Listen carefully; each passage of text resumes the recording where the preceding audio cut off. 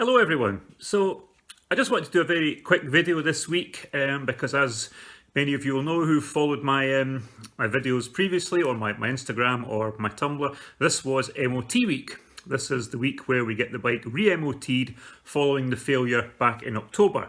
Now, as you'll know if you've watched the previous videos, in October we failed for excessive play in the rear wheel, and there was also issues with the rear lights and the headlights. Now, that was my fault for leaving in crappy old LED bulbs that had passed their best.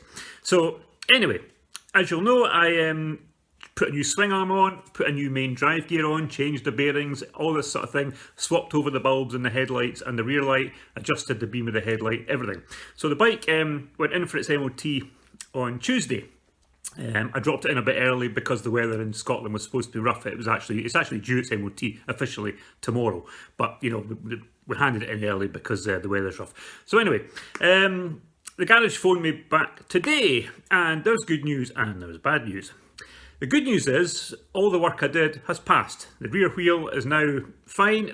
He did say there's a very, very slight play in it, but he said you do get that with these bikes. There's really nothing else you can do about it. Because I said, is there anything else I can do to stop it? He said, no, it's passed the MOT inspection. There's always a very slight play anyway. It's just the way they are. So that's fine. No problem with the lights. That all passed. I thought, great. And then the but came. The but, unfortunately, is that they're now saying that the Leo Vince exhaust I have on is too noisy to meet current regulations for the size of the bike. I'm losing the will to live here. So what that basically means is I'm going to have to order up a stock exhaust just to let them see I've got one. They're quite happy just to let them see I've got the stock exhaust, and they'll then pass it and obviously assume that I'm going to fit it. So what I'm going to have to do is order up a stock exhaust, just a second-hand one from eBay or possibly from someone, if anyone online I get to know who's got one. Get it sent direct to the dealership. They'll have a look at it. Fine, no problem. Pass the bike and I can finally head home with it. So we're almost there, but now we've got to change the exhaust. Now, there's two ways of looking at the exhaust thing. I'm not personally a fan of loud exhausts. I don't like them. I think on small bikes, they're not my kind of thing. So if I can put the stock exhaust on and it runs okay with the iMap and still maintains decent speed and acceleration, then I'm quite happy to leave the stock exhaust on. I mean, I'm not particularly bothered about a fancy aftermarket exhaust. If, of course, it causes problems with the other upgrades I've done, putting the stock exhaust on, then frankly what I'm just going to do is use the standard exhaust to pass the MOT, bring it home and stick the Leo Vince exhaust back on until it's MOT time again, because frankly, you know, it's just ridiculous. The laws in this country are crazy.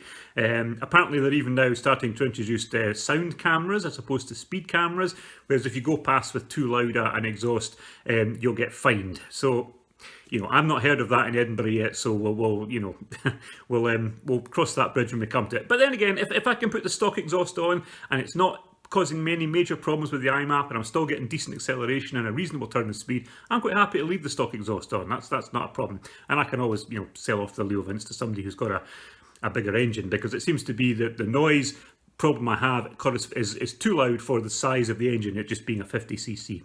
So anyway, that's where we are now. I don't have the bike back. I'm going to have to arrange to get the exhaust sent to the dealership, who will then okay it, pass the MOT, and finally we'll be able to get the bike home. Of course, there is one other problem which has cropped up this week in terms of getting the bike home, and that is this. Icy pavements. Actually, the day I was going to hand the bike in, I was walking back through the local park, went crashing down on a piece of ice, and I've managed to break my wrist, my left wrist. Now, I mean, I couldn't believe it, because I was literally within a couple of hours due to take the bike in, and I thought, no, I've got to take the bike in, it's got to get its MOT, it's all booked. So I actually rode the bike, I strapped the wrist up with a heat pack and things and bandages, and I rode the bike in with what turned out to be a broken wrist, because at the time I was just hoping it was a sprain or something. Anyway, we got through that night and it was starting to get sore and stiffen up, and I thought, nah, this is worse than a sprain. So I actually ended up in an Edinburgh A&E department at 2 o'clock in the morning, getting it x-rayed, and yes, of course, it was broken. And this is actually the first time I've had a plaster on since I was in primary school, when I broke the right wrist. So this is quite a new experience. So anyway, this is going to be on for 6 weeks, which obviously means that pretty much riding a scooter is going to be out for, well, maybe not the whole 6 weeks, but certainly the first 2 or 3 because it's pretty tender at the moment. So in a way, the fact there's a delay on this is maybe not too bad a thing. Alternatively, what I'll just do is ask the garage to stick it in their van and deliver the bike back to me, and if I have to pay a bit extra, well, that's just the way things are going at the moment. So anyway, I just wanted to do a quick update to let you know where we are. I'm not bike riding for a wee while. The bike has not yet passed its MOT, but will do as soon as I can supply a stock exhaust, a second-hand stock exhaust that they're happy with that I'm going to fit on. Okay, so there we are. Thanks as always for watching. I'll update you again when I get any more information or we have the bike back home. But thanks as always, guys. Like and subscribe if you want to follow along. Stay safe and all the very best.